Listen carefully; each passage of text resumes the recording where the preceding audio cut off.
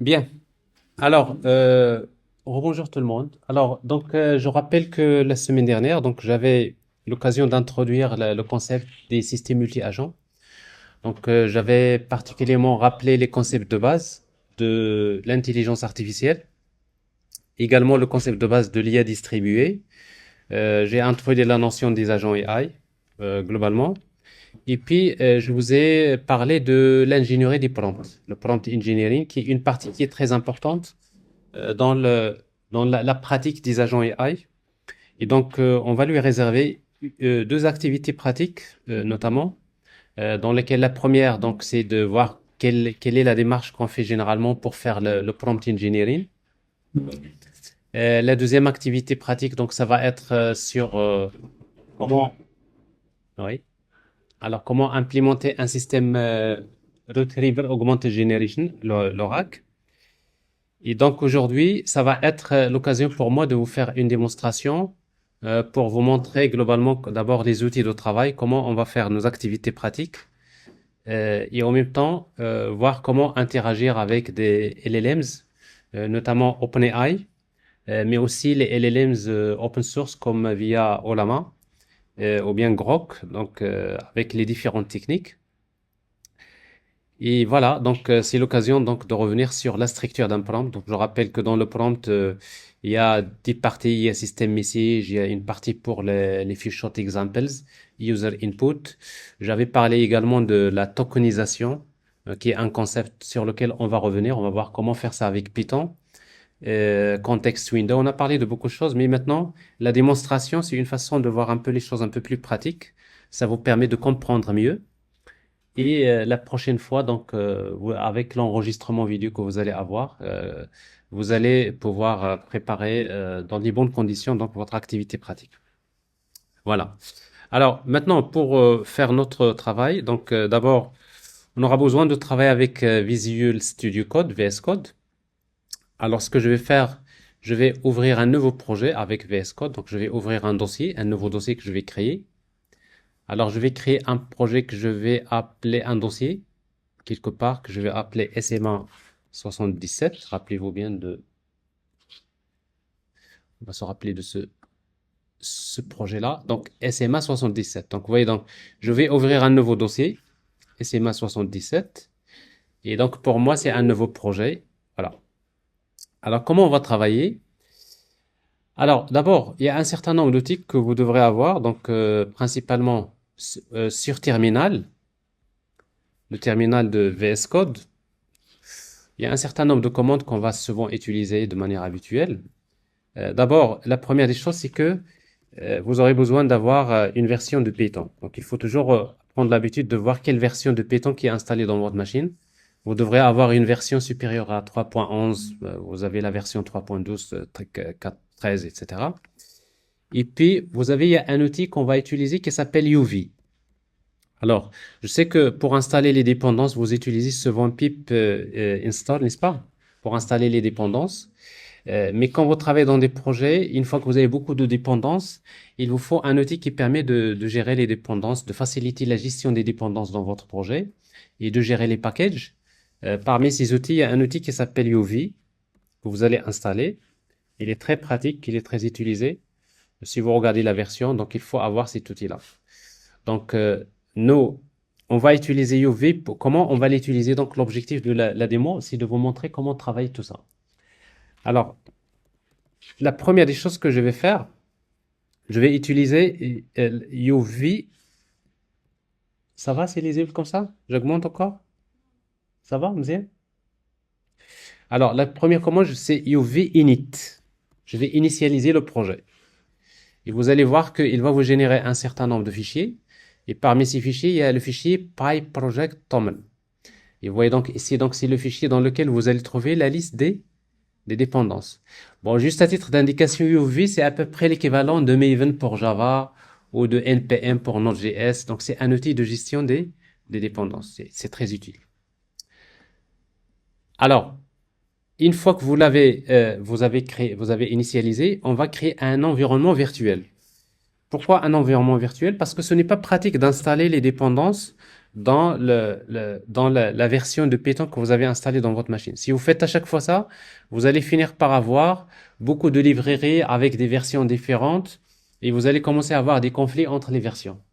Donc, de préférence, de créer un environnement pour votre projet dans lequel toutes les dépendances sont installées. Alors, pour faire ça avec UV, on va utiliser la commande UV Virtual Environment, VNV. Donc, vous voyez, donc, il vous crée un dossier .vnv. Et puis, la troisième étape, c'est activer cet environnement. Alors, pour activer cet environnement, vous avez deux façons. Soit, si vous travaillez avec Windows, vous allez chercher tout simplement dans ce dossier-là, vous allez trouver bin et vous allez trouver un script activate. Il faut l'activer, il faut juste l'exécuter sur ligne de commande. Si vous travaillez avec macOS, donc on va utiliser la commande source et je vais vers le dossier vnv bin et j'exécute activate. Donc ça, c'est comme ça que je le fais. Et d'ailleurs, quand vous activez votre environnement, vous allez voir sur ligne de commande, vous allez voir le nom de votre environnement qui est activé. Et donc, du coup, à chaque fois maintenant, si vous faites pip install, par exemple, une dépendance, la dépendance, elle va être installée où? Elle va être installée dans votre environnement. Donc, ça, c'est la première des choses. Alors, bien sûr, on ne va pas utiliser pip install parce qu'on va utiliser UV add. À chaque fois, si on veut ajouter une dépendance, on va utiliser comme ça. Alors, dans notre cas, la première dépendance dont on a besoin, ça s'appelle IPyKernel. En fait, IPyKernel, donc, il permet d'installer donc une dépendance pour gérer les notebooks Jupyter. Vous savez, donc, les notebooks Jupyter, c'est très connu. Et donc, sur VS Code, si vous voulez créer un notebook Jupyter, vous aurez besoin d'installer cette dépendance. Vous voyez, donc, la première dépendance qui est installée, c'est IPyKernel. Une fois que vous faites ça, ben, qu'est-ce qu'on va faire? Eh bien, on va créer un fichier qu'on va appeler par exemple SMA. L'extension c'est IPyNB, notebook. Donc là, c'est un fichier, c'est très pratique pour faire nos activités pratiques, pour faire les tests. Donc vous avez un notebook. D'abord, avant de tester, il faut sélectionner l'environnement pour son notebook. Et ici, l'environnement Python, c'est bien cet environnement-là, c'est-à-dire .vnv. Ça c'est fait. Et puis, vous créez donc des cellules, vous voyez ici. Vous faites un premier test, vous exécutez. Et si vous avez ça, ça veut dire que maintenant, votre environnement il est configuré, vous pouvez commencer à travailler. Alors ça, c'est la première des choses. Donc ici, je vais réduire un peu la taille, parce que ça, c'est beaucoup. Ça va? Ça peut aller comme ça? Tout le monde? Ok. Bien. Eh bien, la première des choses que je vais vous montrer dans la démo, c'est, je reviens sur la tokenisation. Donc, je rappelle que un prompt, quand il est envoyé vers en NLP, quand vous avez un texte qui va vers un modèle de NLP, la première étape qui se fait, c'est la tokenisation. On va découper ce texte-là en un ensemble de tokens. Et donc, quand on fait le prompt engineering, nous avons besoin de compter, de savoir combien de tokens qu'il y a dans le modèle, plutôt dans le prompt. Et donc, nous aurons besoin c'est ce que je vais vous montrer. Eh bien, pour tokeniser, pour faire ça, pour compter le nombre de tokens qui existent dans un prompt, etc., eh bien, on va installer une dépendance qui s'appelle TickToken. Alors, on va utiliser UV add TickToken. Voilà, il faut l'installer. Une fois qu'il est installé, on va l'importer. Import TickToken. Voilà. On exécute. Alors, pour exécuter soit ça, soit vous mettez Shift Entrée. Donc, ça exécute, c'est plus pratique comme ça. Et puis, on va utiliser, donc, on va créer donc, un tokenizer. Tokenizer. Égal, c'est tout simplement, c'est TickToken. Vous avez deux façons de faire. Soit vous utilisez encoding for model. Et vous spécifiez pour quel modèle vous voulez faire la tokenisation. Par exemple, GPT-4o. C'est-à-dire, je vais utiliser un tokenizer qui est destiné pour quel LLM? GPT-4o. Ben, je peux utiliser par exemple GPT-5 ou là, n'est-ce pas? Donc, pour chaque LLM, généralement, il utilise une façon de créer les tokens. Alors, maintenant, si vous faites ça, vous avez le tokenizer créé. Si vous voulez voir le nom du tokenizer qui est utilisé ici, vous faites print. Alors, tokenizer, name. Alors, regardez, le nom qui est utilisé, c'est celui-là. C'est-à-dire, par exemple, pour GPT-4o, il y a un tokenizer, un modèle de tokenisation qui s'appelle c'est O200K Base. Donc, ça, c'est un. Il existe plusieurs modèles plutôt de tokenisation, mais en tout cas, ici, une fois que vous avez créé le tokenizer, j'ai par exemple un prompt dans lequel, par exemple, je vais dire, vous êtes un assistant euh, expert dans le domaine de l'analyse des sentiments, par exemple. Ça, c'est un simple texte. OK? Donc, là, c'est un prompt. Et bien, supposons je voudrais le tokenizer, créer les tokens. Et bien, je vais utiliser tout simplement ça. C'est tokenizer encode. Ici, donc, le prompt. Le prompt. OK? Et ici, j'ai les tokens. Tokens. OK. J'exécute. Et puis, si je veux afficher ça, donc je vais faire print tokens, tout court. Et vous allez voir, c'est un tableau de nombres. Vous voyez? Donc, chaque token, on lui associe un nombre, n'est-ce pas? Un ID, si vous voulez.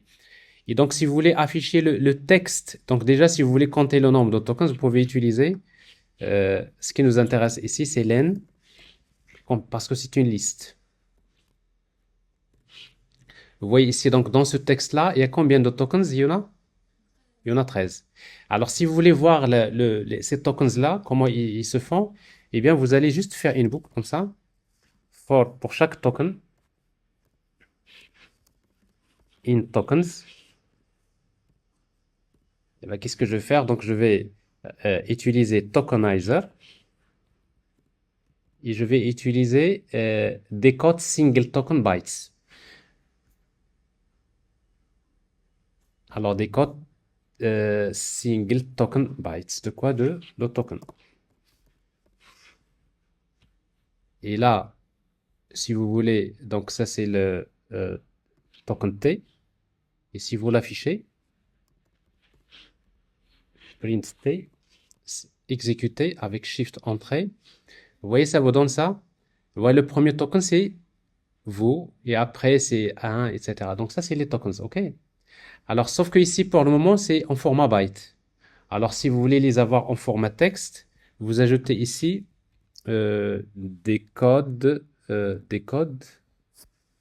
en format UTF-8.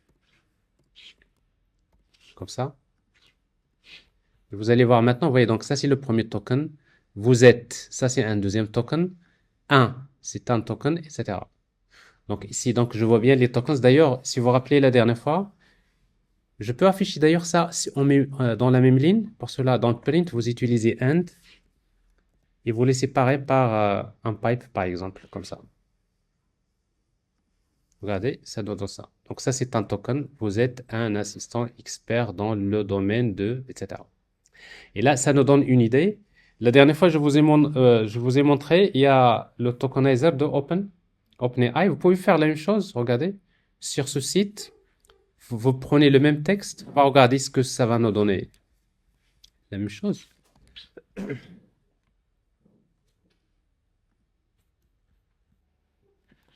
Voilà.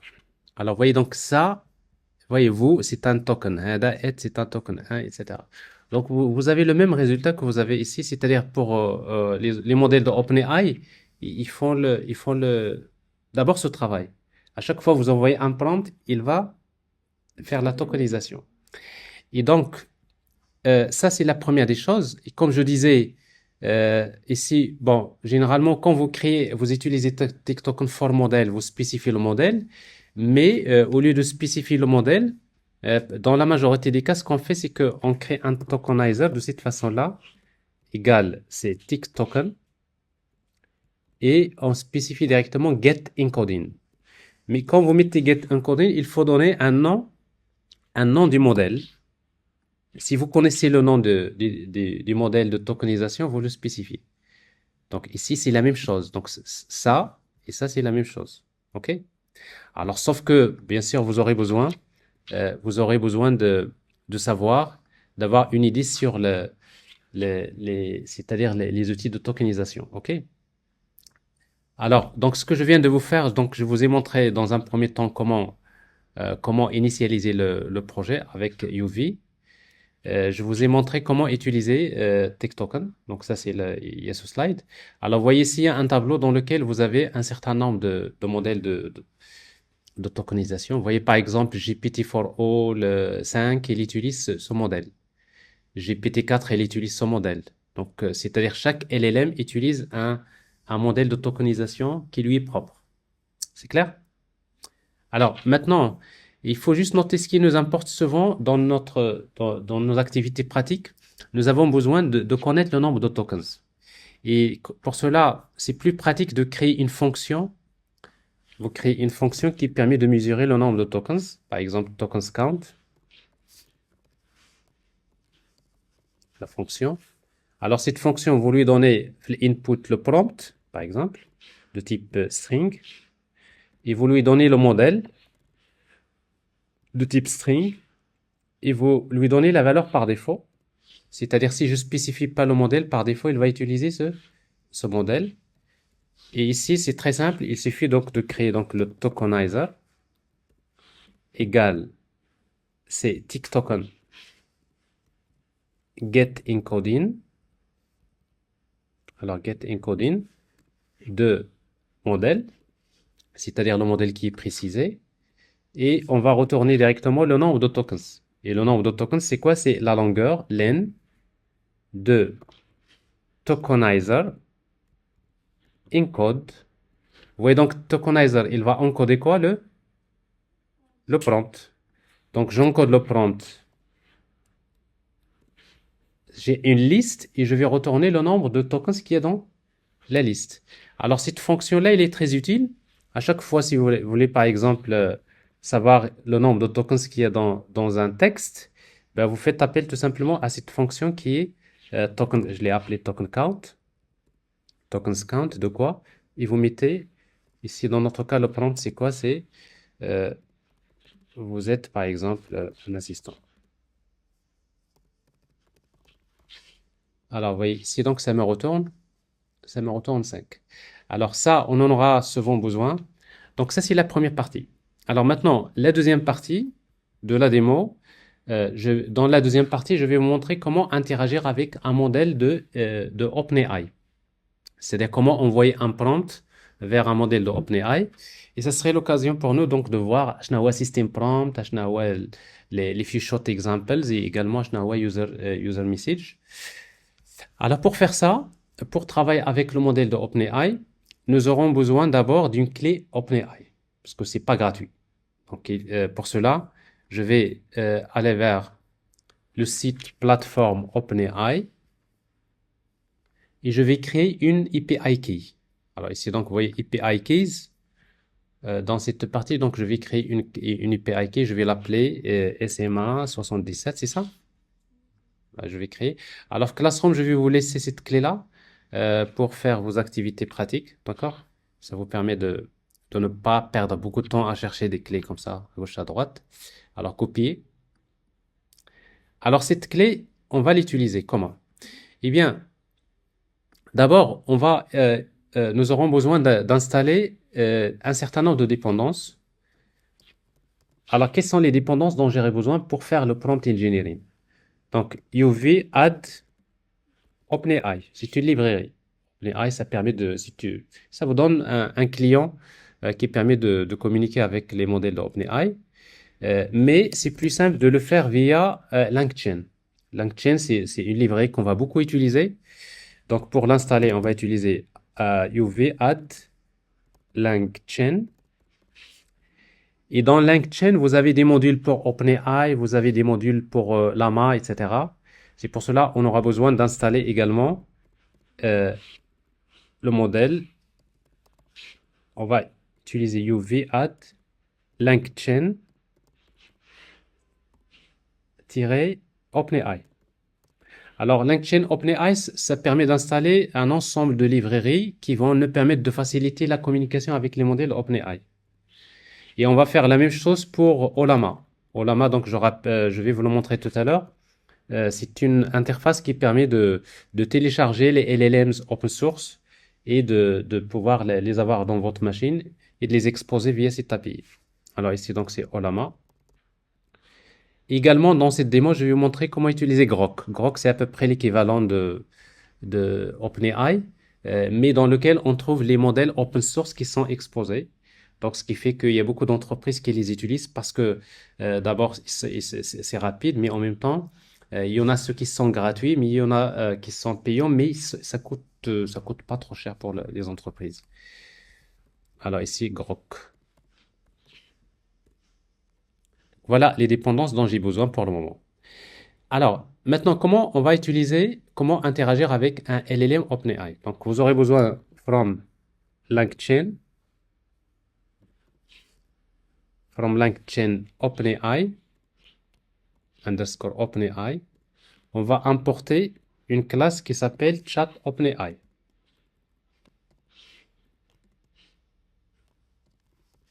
Chat OpenAI. Shift entrée, voilà. Et puis donc je vais instancier cette classe. Donc pour moi ça c'est LLM, c'est Chat OpenAI. Et vous spécifiez quel modèle que vous voulez utiliser. Supposons je vais utiliser le modèle GPT-4o, par exemple. Et également je peux spécifier les paramètres. Parmi les paramètres, rappelez-vous, j'ai parlé de la température, n'est-ce pas? La température, donc je rappelle, c'est une valeur qui peut varier entre 0 et 1. Si vous attendez une réponse précise, par exemple, vous faites l'analyse du sentiment, j'attends soit true, soit false, ou bien soit positif ou bien négatif. Donc j'ai besoin d'utiliser une température égale à 0. Mais si vous mettez une valeur de température qui est proche de 1, ça veut dire que à chaque fois vous envoyez la requête, vous êtes en train d'inciter, on va dire, l'aspect créatif ou bien imaginatif du LLM, ce qui fait qu'à chaque fois, il va imaginer des réponses qui sont différentes. Donc, ça dépend des cas. Voilà. Alors, c'est juste pour rappeler. Alors, sauf que il me faut la clé. Alors, comment je vais préciser la clé OpenAI? Je peux faire ça, virgule, API key. Et je peux mettre ici directement la clé. C'est pas pratique. Alors, si je travaille comme ça, d'abord, si à chaque fois que je vais instancier la classe, il faut spécifier la clé, vous allez la spécifier plusieurs fois dans votre code, c'est pas bon. La deuxième solution, ça c'est pas bon, il faut jamais le faire.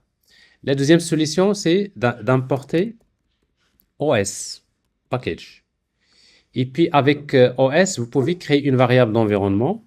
Vous allez vers votre environnement, vous mettez OS et environment.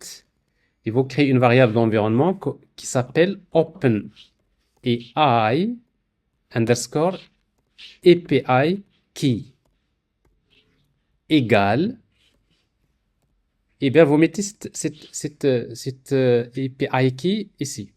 Alors, si vous le faites comme ça, vous le faites une fois pour toutes dans votre application, c'est-à-dire au démarrage de l'application, j'ai une variable d'environnement OpenAPI key qui contient la clé. Ce n'est pas pratique également. Pourquoi? Parce que ce n'est pas bien de coder les clés dans votre code. Parce que quand vous allez pousser, ça c'est du code source, c'est des secrets. Une clé, c'est un secret. Il faut jamais la mettre dans le code. Il faut jamais la coder en dur dans le code. Et donc, qu'est-ce qu'on va faire pour ne pas faire ça? Eh bien, je vais mettre ça en commentaire. Au lieu de faire ça, eh bien, la bonne pratique, c'est de créer dans notre projet un fichier qui s'appelle .env. .environment. Alors, ce fichier-là, c'est un fichier, new file. Et bien, dans ce fichier, vous créez des variables.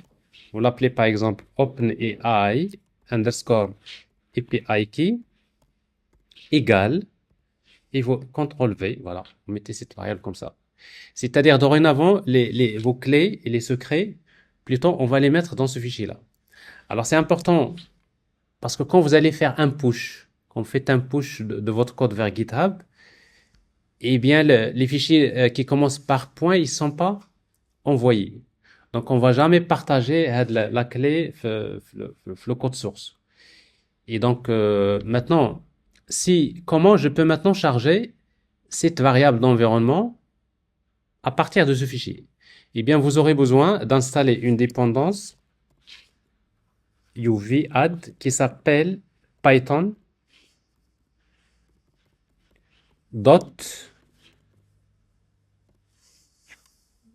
.env. Donc, la dépendance, une fois que vous l'installez, eh bien, vous allez juste vers votre notebook, par exemple ici, vous importez from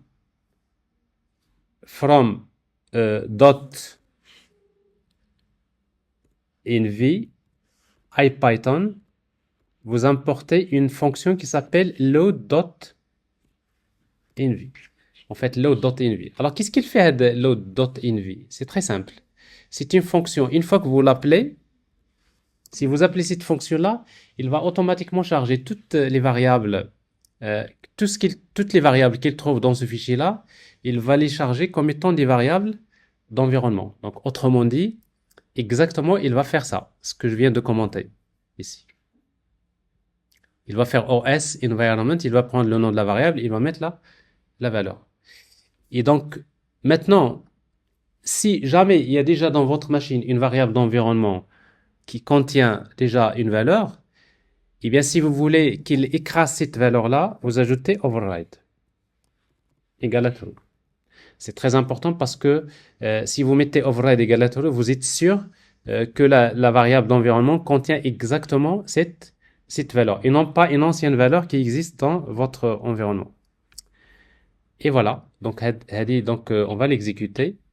Et d'ailleurs, si vous voulez être sûr, vous pouvez tenter, vous pouvez afficher, d'ailleurs si vous importez OS, ici, vous affichez print OS environment et vous mettez la variable OpenAI API qui, si vous l'affichez, et vous allez voir la valeur. Donc ça, c'est juste pour que vous soyez sûr que maintenant, au démarrage de notre application, nous avons cette variable d'environnement. Donc maintenant, ce problème des clés, on l'a réglé. C'est comme ça c'est la bonne pratique qu'on va utiliser souvent. Donc je ne veux jamais avoir de clé OpenAI codée en dur comme ça dans le code source. Ça, c'est mauvais. Il faut jamais le faire. Et donc, une fois que vous faites ça, donc maintenant, on va instancier ce LLM. OK?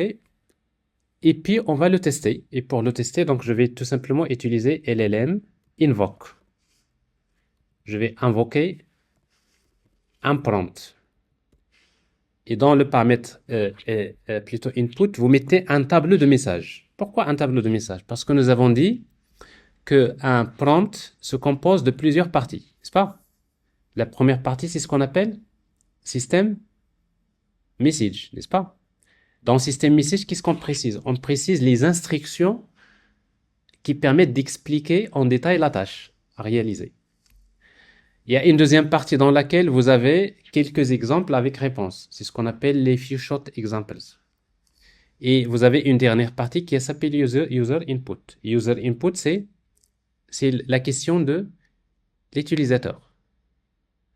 Alors, justement, c'est ce que je vais faire ici. Regardez.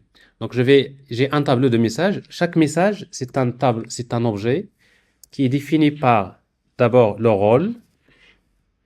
Alors, si vous mettez rôle égale système, ça veut dire c'est un système message. Et content, alors content, c'est quoi? Et vous mettez votre système message. Alors, par exemple, ici, je vais lui dire, vous êtes un assistant, helpful assistant. Bon, ça, c'est le système message par défaut qui est utilisé sur ChatGPT. Donc, si vous ne l'avez pas défini, il utilise ce message comme ça, ce système message. Eh bien, le deuxième,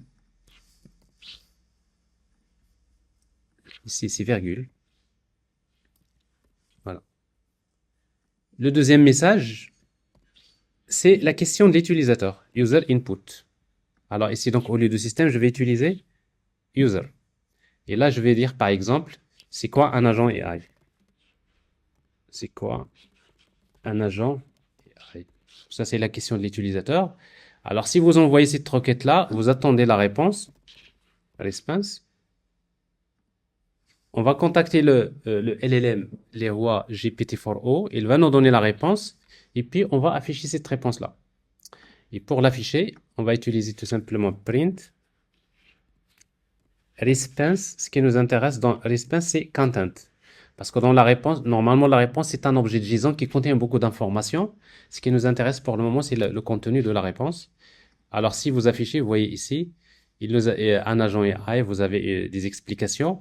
Alors, par défaut, il génère le résultat au format Markdown. Vous voyez donc au format Markdown, quand vous voyez par exemple un texte entre double étoile, ça veut dire c'est gras. Et donc, si vous voulez interpréter le Markdown, il y a une technique très simple. Il suffit d'importer from IPython display. Vous importez plutôt Markdown. Alors, si vous faites ça, et bien maintenant, au lieu d'afficher content, vous affichez tout simplement display. Alors, je vais effacer ça. Vous dites display markdown entre parenthèses de quoi? De la réponse. Et la réponse, c'est quoi? Response.content. Alors, si vous faites ça, c'est beaucoup mieux. Vous voyez ici, donc, vous avez votre texte, mais il est interprété. Ça, c'est en gras. Bon, maintenant, ça, c'est la réponse de LLM. OK? Ça, c'est le premier test que vous allez devoir faire. Ben, une fois que vous faites ce test-là, maintenant, il faut juste noter que pour tester un LLM, bien sûr, on peut écrire du code Python comme ça et envoyer la requête vers le LLM, on affiche la réponse. Mais également, on peut tester avec n'importe quel client HTTP.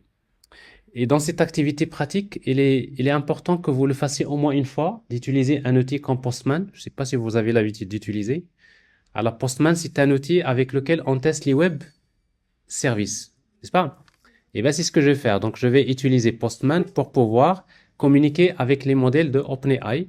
Et comme ça, on peut voir la structure de la requête HTTP, comment il se fait. Alors, si vous voulez voir ça, vous pouvez consulter la documentation de OpenAI. Quand si vous consultez la documentation de OpenAI, vous allez voir ça. Si vous voulez communiquer avec un modèle de OpenAI, qu'est-ce qu'il faut faire? Il faut envoyer une requête HTTP avec la méthode POST vers cette adresse.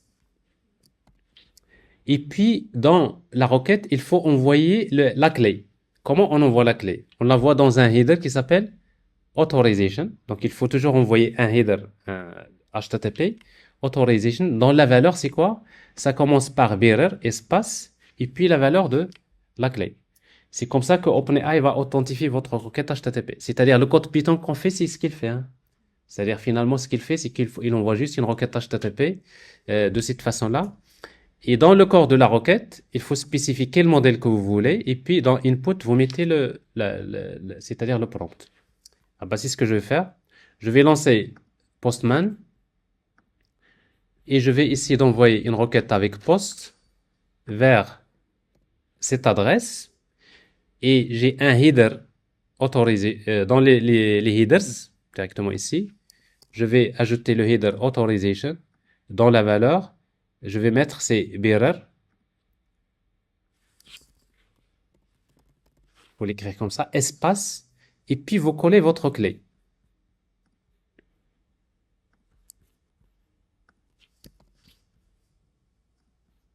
Donc je vais coller la clé ici. Et puis maintenant, il reste le body, le corps de la requête.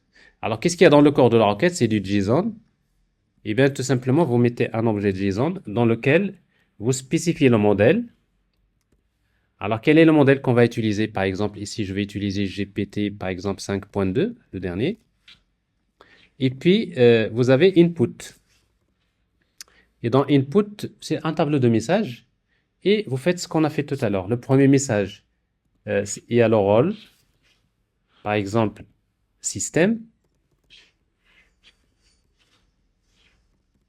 et le contenu, c'est par exemple, you are a helpful assistant.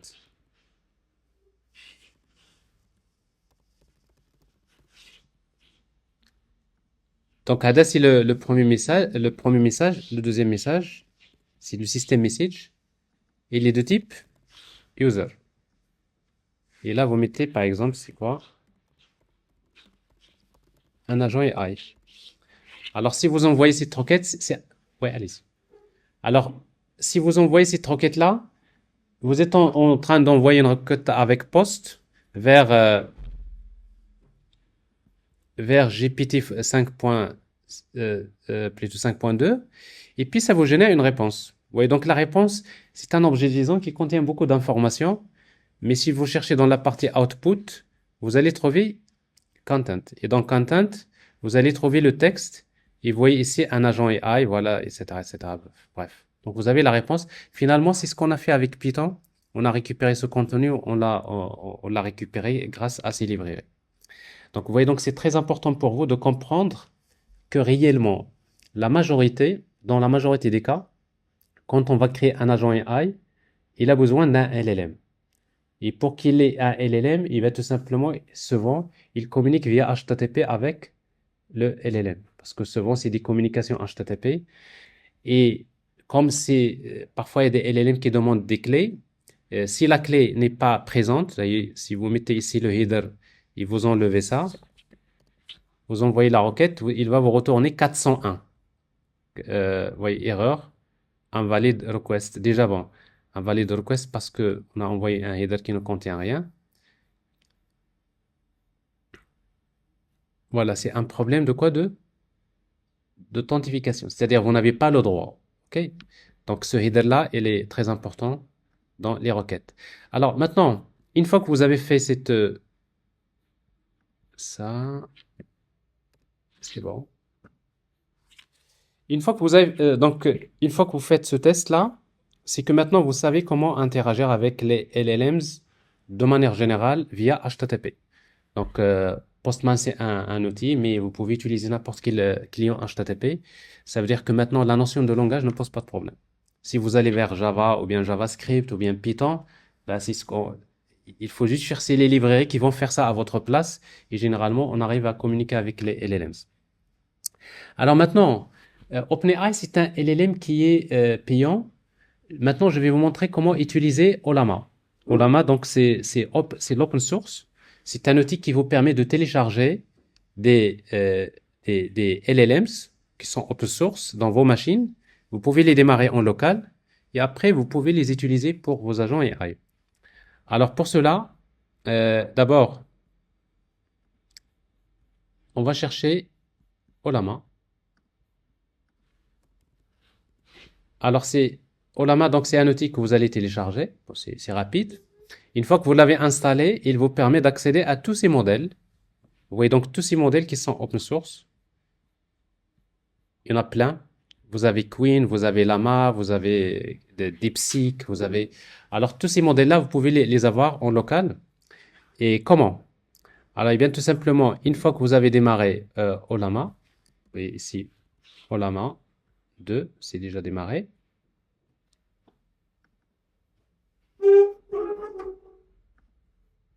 D'ailleurs, vous allez le voir quelque part. Une fois que c'est démarré, donc je n'ai pas besoin d'utiliser son interface graphique, c'est pas ce qui m'intéresse. Eh bien, vous allez sur ligne de commande, ici.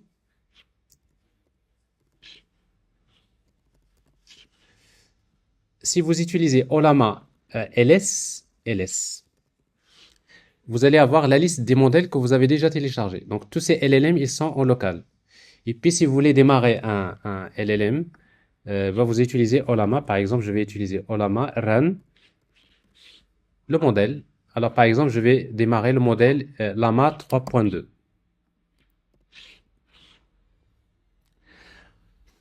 Alors, d'ailleurs, si vous faites, vous lui posez la question bonjour, donc là, il vous répond comme ChatGPT. Donc, vous voyez ici, donc ça, c'est un LLM qui est en local. Alors maintenant, comment interagir avec ce LLM qui est en local? eh bien, dans notre activité pratique, on aura besoin d'importer from LangChain Olama, on va importer la classe chat Olama. Et puis, on va créer un objet LLM2 de la classe chat Olama. On spécifie quel modèle qu'on veut utiliser. Ici, donc, je vais utiliser Lama 3.2. Il faut être sûr d'utiliser un modèle qui existe en local. Il n'y a pas de clé ici parce que c'est open source. Et puis, je vais tester de la même manière. Je vais envoyer le même prompt ici. Alors, sauf qu'ici, donc, je vais utiliser llm2.invoke. Donc, avec la même question, j'envoie la question. J'attends la réponse. Alors maintenant, si vous avez une machine, ça c'est là, c'est en local. Si vous avez une machine avec un GPU, c'est rapide. Si vous avez une machine à l'aqd al-hal, il faut s'attendre à ce que تسمعوا la ventilation, parce que ça consomme beaucoup de calcul, n'est-ce pas? Et donc voilà. Une fois que vous avez la réponse, on va afficher la réponse de la même manière. On va faire print, comme si du markdown display, markdown, response, content. Voilà, donc ici, donc ça c'est la réponse qui est fournie. Donc vous voyez, donc ça c'est la réponse de OpenAI, de GPT 5.2, et ça c'est la réponse de Llama 3.2 en local. Ok? C'est clair? Ça va? Je sais que ceux qui ont mal dormi, donc je sais que c'est pas évident. Je vois parfois les yeux qui se referment, qui se réouvrent. N'hésitez pas si vous voulez faire un petit tour rapide, pas de souci. Alors, de la même manière, une fois que vous avez testé le Olama, vous allez le tester avec Postman. Pour le tester avec Postman, de la même manière, vous aurez juste besoin d'envoyer une requête HTTP avec Post, sauf que cette fois-ci, l'adresse est celle-là. C'est localhost, le port c'est 11 434 /API chat. Ben, il n'y a pas de clé à envoyer et vous allez directement vers Body et vous envoyez un message dans lequel vous avez le modèle. Alors, le modèle, c'est Llama 3.2. Et puis, vous envoyez input ou bien messages. Et dans les messages, vous mettez le message que vous voulez. Ici, donc, je vais envoyer un message. Dans le rôle, c'est user, par exemple. Et le contenu, c'est quoi? Un agent AI, par exemple. Alors, si vous envoyez cette réponse, maintenant, il vous répond. Mais regardez bien. C'est un peu... Regardez la réponse. La réponse, vous avez content, c'est 1. Zid. Vous avez un autre message. Un quoi? Un quoi? Un agent artificiel, intelligence. Mais qu'est-ce qui se passe? Parce qu'il faut savoir une chose que les LLMs, ils ont deux modes de travail. Il y a le mode streaming. Le mode streaming, c'est-à-dire au fur et à mesure qu'ils génèrent, ils vous envoient les réponses. Et puis, il y a le mode bloquant. Alors ici, donc, vous voyez, d'ailleurs, par défaut ici, il a utilisé. D'ailleurs, si vous posez la question, c'est quoi un agent sur cette interface? Vous voyez par défaut, ce qui est utilisé, c'est le mode streaming, n'est-ce pas? Alors maintenant, moi, je ne veux pas utiliser le mode streaming, c'est pour cela, je vais juste lui demander, je vais ajouter un paramètre ici qui s'appelle stream. Vous mettez false. Alors, si vous mettez stream false, c'est-à-dire vous êtes plutôt dans le mode bloquant, vous attendez jusqu'à ce que la réponse soit complète pour la récupérer. Et voilà. Alors, parfois, on a besoin de faire du streaming, surtout quand vous commencez à parler à vos agents avec la voix. Donc, il faut travailler en mode streaming. Mais parfois, on n'a pas besoin d'utiliser le mode streaming. Voilà. C'est clair? Alors, ça c'est fait. Une fois donc vous avez testé en fait OpenAI plutôt Llama avec Postman, on va faire la même chose avec Grok. Alors Grok, c'est comme OpenAI, c'est une plateforme dans laquelle vous avez plein de modèles qui sont déjà open source, mais qui sont déployés. Bon, Et vous trouverez toujours un espace gratuit que vous pouvez utiliser pour tester vos applications. Mais pour c'est-à-dire les modèles payants, eh bien, ça coûte pas cher. Donc, il y a des entreprises parfois qui vont utiliser cette plateforme parce que tout simplement, c'est beaucoup moins cher que peut-être les modèles de OpenAI. Et pour cela, voilà ce qu'on va faire. On va chercher, on va chercher dans Grok console.grok.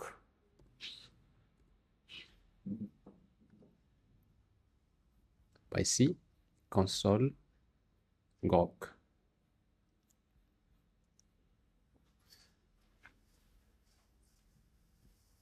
Alors, il suffit de créer un compte.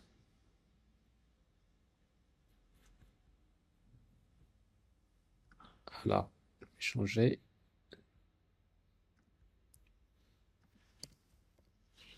console Grok. Donc, il suffit de créer un compte.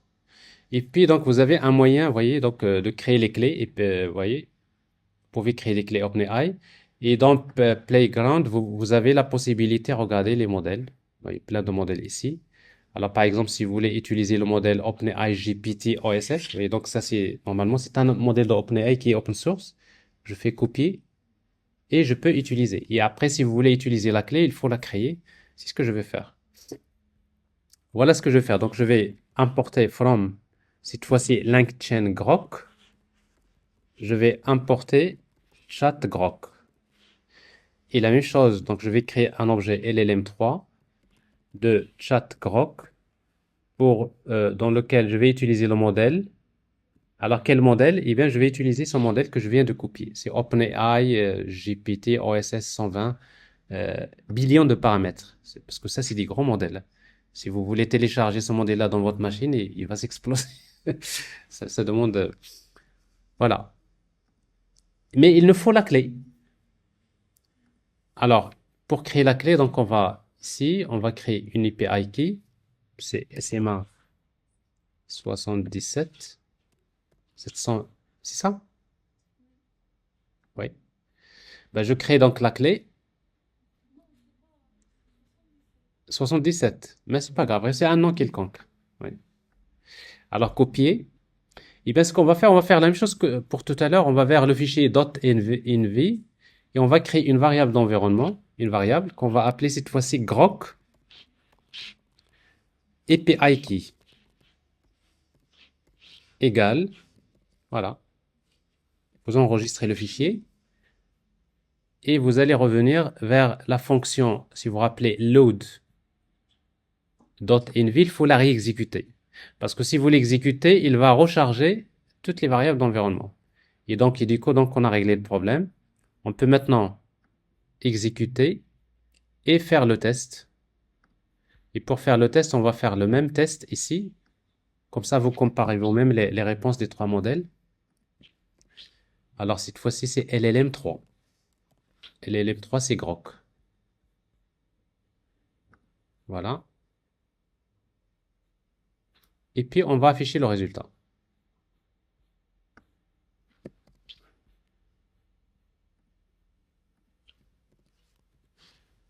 Alors, cette fois-ci, vous voyez la réponse ici, il se forme d'un tableau, donc pas de souci. Donc, je vois la réponse ici. Chacun répond avec un format particulier. C'est clair? Voilà, alors ça, c'est la première partie. Alors, une fois que vous avez fait ça, maintenant, on va essayer donc de voir comment générer les images. Alors, en fait, pour les LLM multimodales, donc, on envoie un texte et on veut comme réponse une image. Et puis, on va faire l'inverse. On envoie l'image et on va lui demander de faire la description de l'image. C'est-à-dire, nous avons text to image et puis image to text. Alors, on va tester ça. Alors, si on va tester d'abord la génération d'images avec le modèle de OpenAI. Donc, je vais créer un LLM, un objet LLM, je l'appelle 4, égal, c'est chat OpenAI. Alors, le modèle que je vais utiliser, c'est GPT 5.2. GPT 5.2. Alors, La particularité de GPT-5.2, c'est que, en fait, d'abord, il est multimodal comme GPT-4o. Il peut faire la description, mais lui, il ne génère pas les images. C'est-à-dire, il n'est pas fait pour générer les images. Vous pouvez lui donner une image, il vous fait la description. Mais pour générer l'image lui-même, il peut utiliser un autre LLM qui est Daily. Daily, si vous voulez, c'est l'un des modèles de OpenAI qui sont faits pour générer les images. C'est pour cela, eh bien, on aura besoin de demander à ce modèle-là, à cet API, d'utiliser des tools. C'est-à-dire, on va lui demander d'utiliser un outil qui lui permet de générer les images si besoin. Comment on va le faire? On va utiliser tout simplement, je vais créer un LLM with tools égal à quoi? Égal LLM4 bind tools. Alors, bind tools, ça veut dire que vous êtes en train de dire à ce LLM, tu peux utiliser ces outils. Si jamais tu en as besoin, tu peux les utiliser. Ici, donc, un outil, on va le spécifier comme ça, avec un objet de JSON dans lequel on spécifie le type. Alors, dans notre cas, le type d'outil, ça s'appelle Image Generation. Image Generation. Et puis, la qualité de l'image, wash low ou bien high. Voilà. Donc, Ada, c'est un exemple de... Une fois que vous faites ça, maintenant, vous pouvez le tester. Donc, vous lui dites, par exemple, je cherche la réponse. Égal, c'est LLM, cette fois-ci with tools, invoke. Je vais invoquer, input. Je vais mettre un message. Je vais utiliser un message comme tout à l'heure, n'est-ce pas? Un simple message. Je veux générer une image, etc. Ici, donc, je ne l'ai pas montré tout à l'heure, mais au lieu d'écrire à chaque fois des messages comme ça, role, vous voyez, role, c'est un peu lourd. Role de point user, et puis vous utilisez content. Mettez par exemple, je veux une image d'un petit chat, d'un petit chien qui code Python. Python. Ok, ça c'est le prompt. Vous voyez donc au lieu de faire ça, on peut le faire d'une manière un peu plus élégante. Eh bien, il suffit d'importer from LangChain messages. Vous pouvez importer des classes. Il y a system message. Il y a également human message. Et puis il y a AI message. Donc, c'est des classes prédéfinies. Et donc, au lieu de faire ça ici, il suffit d'utiliser ici. Ici, donc, c'est un message de quel type? User. Donc, je vais utiliser human message et je mets directement ici le texte. Vous voyez? CTRL X et je le mets ici. Alors, si vous voulez mettre system message, vous ajoutez ici system message. System message. Ici, il n'y a rien à mettre. Voilà. Donc, ça, c'est deux façons de travailler. Alors, dorénavant, on va beaucoup voir les classes system message, human message et iMessage. Donc, on va les voir. Voilà. Donc, si vous faites ça, on va attendre la réponse. Une fois qu'on a la réponse, on va l'afficher en attendant la réponse. Voilà comment on va l'afficher. Donc, on va utiliser, comme c'est une image, on va importer image, et puis on va afficher l'image. Alors, en principe, l'image, elle est envoyée en format base 64. L'image en format base 64, c'est du texte. Et donc, ici, c'est pour cela qu'on aura besoin d'importer base 64, base64. On va décoder. Et comme vous voyez, donc, cette fois-ci, dans la réponse, on ne va pas vers content. On va vers un attribut qui s'appelle content blocks. Pourquoi? Parce que on peut avoir plusieurs images dans la réponse. Et ce qui m'intéresse, c'est le premier bloc, la première image. Et quel est l'attribut qui m'intéresse? C'est donc vous allez trouver soit l'URL quand il s'agit de l'URL de l'image, ou bien base64 donc quand il s'agit d'une image en format texte. Et bien c'est ce que je vais faire ici.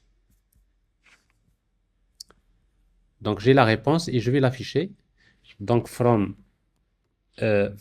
IPython display, je vais importer image. Et en même temps, je vais importer import base64. Et puis, je vais afficher l'image, tout simplement image. Je vais utiliser base64, base64 décode, base64 décode, c'est bien ça décode.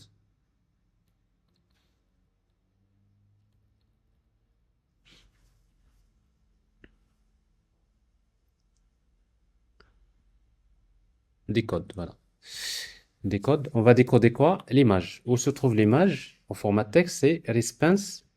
Cette fois-ci, c'est content blocks. C'est une liste, donc je vais prendre la première image. Et qu'est-ce qui m'intéresse dans cet objet-là? Un attribut qui s'appelle base64. Voilà. Alors, si vous faites ça, normalement, voilà un petit chat qui code des Python. C'est ce que ça vous donne. Alors ça, avec ça, vous avez une idée comment vous pouvez donc utiliser un LLM, on va dire une situation text to image. Alors maintenant, on va faire l'inverse. Donc on va utiliser image to text. Alors pour cela, on aura besoin d'une image. Donc je vais prendre une image que j'ai ici. Je vais prendre la même image que je vous ai montré la dernière fois par exemple, qui dessine c'est quoi un RAG, comment fonctionne le RAG. On va demander au LLM de nous expliquer ce qu'il y a dans cette image. OK? Copier.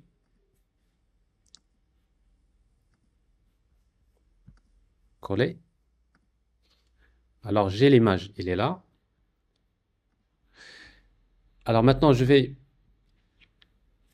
définir le path de l'image. Alors, l'image s'appelle rag png.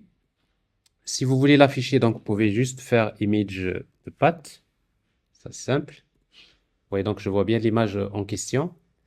Alors maintenant, je vais instancier LLM 5.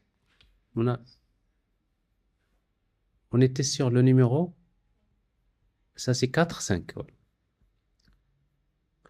Alors 5, c'est chat OpenAI.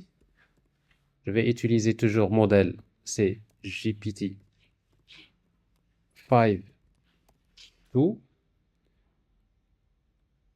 Voilà. Et puis, je vais tout simplement faire une simple requête. Et c'est quoi la requête? Donc, c'est response, à quoi est égal? Égal LLM5 invoke. On va invoquer notre input. Alors, regardez maintenant. Cette fois-ci, c'est un peu différent. Alors, dans input, on va utiliser d'abord human message. Un human message. Mais dans notre human message, il fait deux choses. Fait le texte et l'image. Donc, c'est pour cela, ici, on va utiliser ici, je pense, content, comme ça. Content, c'est un tableau dans lequel il y a plusieurs messages. Alors, le premier message, il est de quel type? C'est texte. Et l'attribut texte, à quoi est égal? Ben, on va lui dire, explique-moi ce qu'il y a dans cette image. Explique-moi ce qu'il y a dans cette image. Virgule. Et le deuxième bloc, il est de type image URL. Donc c'est image, ça s'écrit comme ça, underscore URL. Et dans ce cas-là, à quoi est égal image URL? Alors maintenant, il faut spécifier l'image, mais en format base64.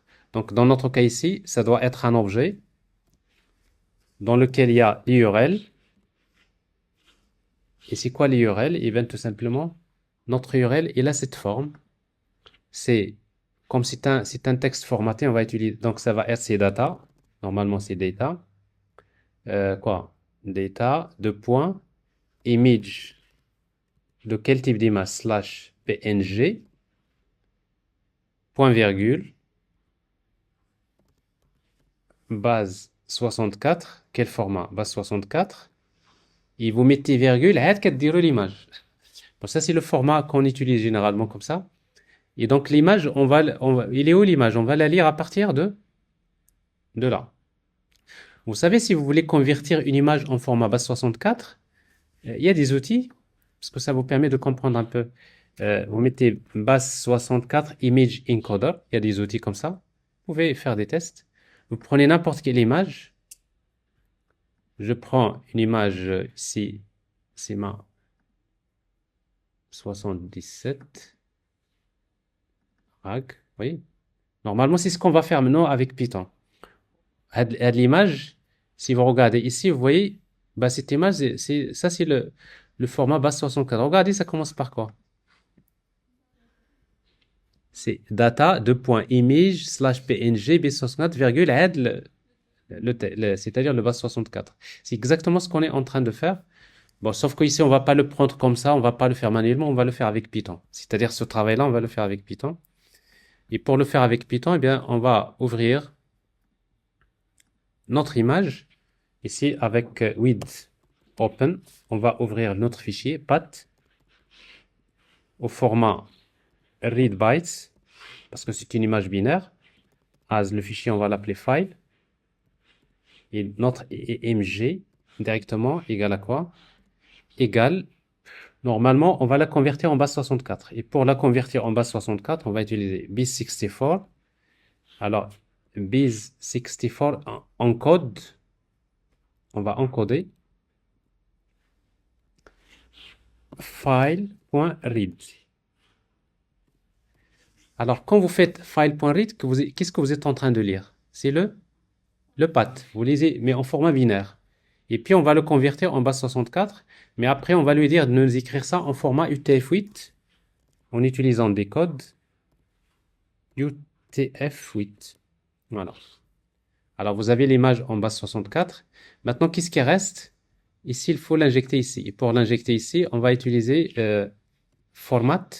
Et donc, en string, un formatted string.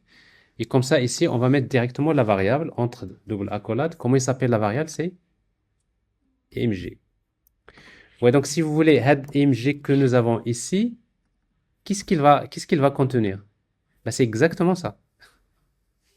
C'est du base 60, l'image format texte. Voilà. Alors, j'exécute, j'attends la réponse et après, je vais lui demander d'afficher la réponse. Alors, avec print, display, markdown, response, cette fois-ci content, parce que la réponse est du texte, n'est-ce pas? Je lui donne une image, qu'est-ce qu'il va me donner en output? C'est du texte. J'affiche le texte et regardez. Il vous dit que l'image illustre le fonctionnement d'une application RAG, Retrieval Augmented Generation, c'est-à-dire chatbot assistant, etc. L'ingestion, il contient la partie ingestion, il y a un PDF découpé en split. Vous voyez? Il y a un PDF qui est découpé qui est splitté en combien de chunks? En 3 chunks, C1, C2, C3. Chaque chunk est transformé en embedding. Chaque chunk est transformé en embedding, etc. Comme vous voyez, donc vous allez voir, donc ici, LLM multimodal, il a bien compris l'image, il a fait la description. C'est clair jusqu'à présent? Parfait. Alors, une fois que vous arrivez là, c'est que vous avez fait l'essentiel, les bases, là, le démarrage du prompt engineering.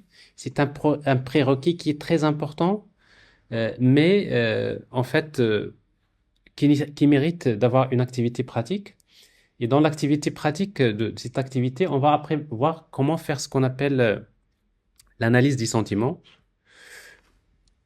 Il y a une étude de cas que vous allez travailler, dans laquelle on va récupérer donc un dataset, et puis on va essayer donc d'utiliser le prompt engineering.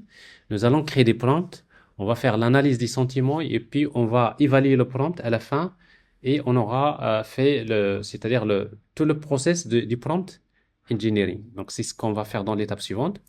Mais avant de faire ça, donc je vais d'abord faire un test avec un prompt, un simple prompt, cette fois-ci, dans lequel on va faire de l'analyse des sentiments. C'est ce que je vais faire ici. Je ne sais pas pourquoi j'ai ouvert ça.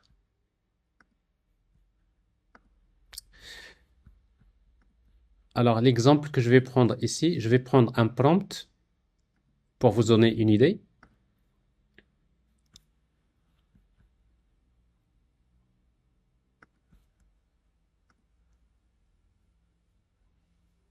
Alors, fichier récent.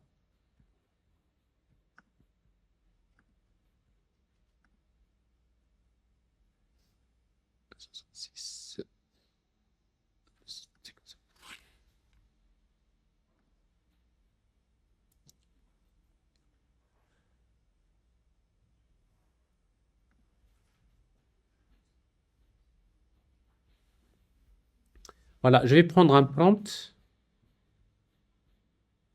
Ça, c'est fait. Voilà, system message. On ne va pas prendre le temps d'écrire le prompt. Donc, je prends un exemple de prompt ici. Alors, regardez, system message. Donc, un exemple de system message. Dans system message, ce que je vais dire. Donc, je vais dire effectuer une analyse de sentiments basée sur les aspects des avis concernant les ordinateurs portables présentés en entrée. C'est-à-dire, on va supposer qu'il y a des clients qui vont nous envoyer des commentaires concernant des ordinateurs qu'ils ont achetés. OK? Et puis, chaque avis des clients peut comporter un ou plusieurs aspects. Parmi les aspects qui nous intéressent, il y a l'écran, screen, keyboard et pad. Donc, on voudrait avoir leur avis sur ces aspects-là. Est-ce que c'est positif, négatif ou bien neutre? Donc, on va dire pour chaque avis présenté en entrée, on va lui demander d'identifier la présence d'au moins trois aspects. Donc, il va chercher dans le texte, le texte parle bien de l'écran, du keyboard et du pad. Et puis, on va lui demander attribuer une polarité, c'est-à-dire un sentiment positif, négatif ou bien neutre à chaque aspect.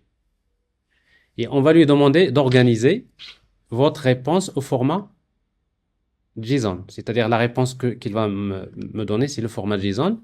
Et je voudrais que ce format JSON contient un attribut catégorie qui contient la liste des aspects identifiés et la polarité, c'est-à-dire les sentiments, positif, négatif ou neutre. Alors, si l'un des aspects n'est pas présent dans l'avis de l'utilisateur, tu supposes que la polarité, elle est neutre. Donc, vous voyez, donc, Hades, c'est un exemple de système dans lequel je donne des précisions. Sauf que ce système prompt, pour qu'il soit vraiment, ce qui lui manque, un premier, le persona. Avec le persona, vous dites toujours, on va lui dire, vous êtes un expert dans l'analyse des sentiments. Par exemple, vous êtes un expert dans l'analyse des sentiments. Donc, la phrase elle est très importante, c'est ce qu'on appelle le persona. Persona, ça veut dire, vous êtes en train de lui donner le contexte. Vous dites, vous êtes un expert dans le domaine des mathématiques. Là, ça dépend de donc quelle application que vous êtes en train de travailler. Donc, il faut le situer. Rien que le fait de lui dire ça, ça lui permet de comprendre bien son contexte. OK? Alors, j'ai System Message. Maintenant, je vais utiliser un LLM 6, ça. Je vais utiliser toujours ChatOpenAI. On peut faire la même chose pour les autres. Ici, le modèle, je vais utiliser GPT 5.2. OK. Et maintenant, voilà, donc je vais chercher une réponse. Response, plutôt c'est LLM 6. Invoke.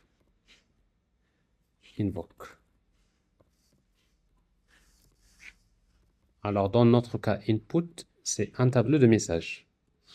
Alors, qu'est-ce qu'il y a dans ces messages? Il y a d'abord system message, n'est-ce pas? Alors, system message. Qu'est-ce qu'il y a dans system message? C'est cette variable. Comment il s'appelle la variable déjà? C'est system message. Donc, d'abord system message pour nous. OK?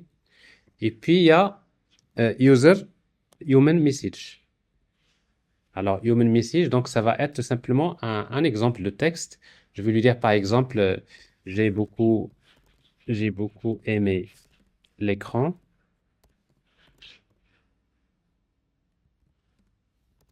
La souris n'est n'est pas bonne. Et le clavier,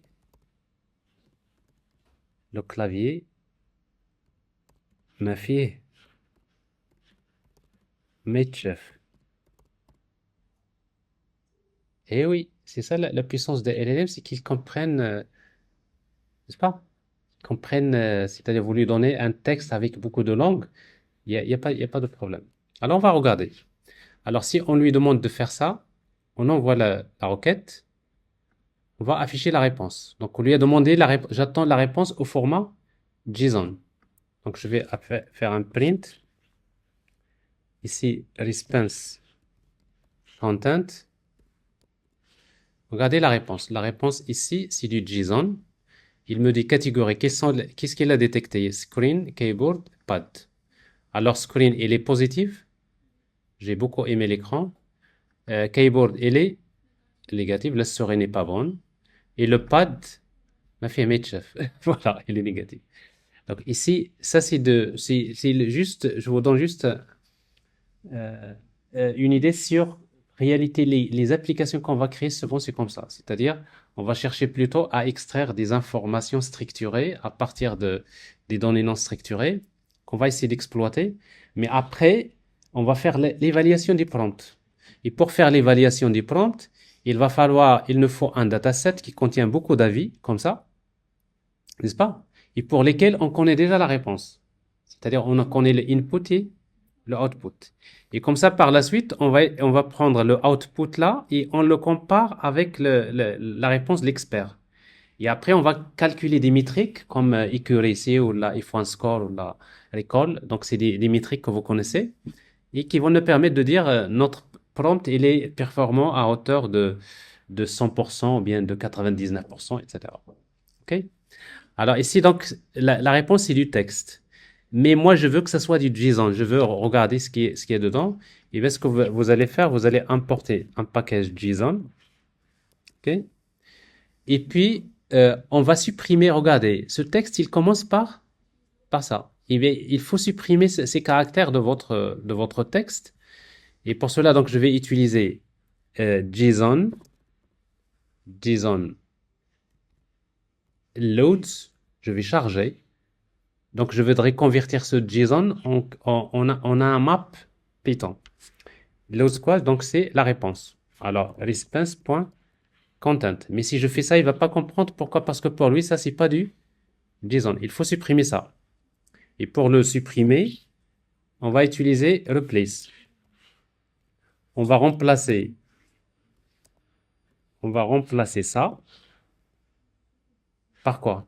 Par une chaîne vide, n'est-ce pas? C'est-à-dire, je vais aller vers la réponse et je vais supprimer ça.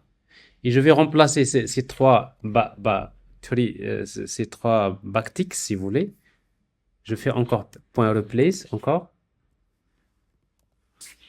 Ces trois backticks, je vais les remplacer par une chaîne vide. C'est comme si je vais aller vers la réponse, je vais remplacer ça par une chaîne vide, je remplace par une chaîne vide, et après je lui ai demandé de charger ce JSON. Et cette fois-ci, vous allez voir, la réponse, ça devient maintenant un objet. Et d'ailleurs, si vous l'affectez à une variable, ici, donc, ça c'est le sentiment. Alors,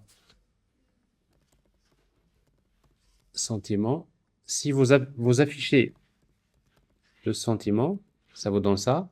Et maintenant, vous pouvez utiliser, par exemple, je veux afficher sentiment de quoi? De euh, entre crochets catégorie. Vous voyez donc ça m'affiche que les catégories. Je veux afficher le sentiment d'IL. Comment il s'appelle le deuxième attribut? C'est polarité. Très bien. Voilà. J'ai polarité. Je veux la polarité du premier aspect. Je vais mettre ici 2 parce que c'est un tableau. Donc, vous voyez, donc le premier aspect, il est positif. Donc voilà. Ah, donc ça, ça vous donne, je pense que ça, c'est une partie. Donc la démo, il est enregistré, d'accord?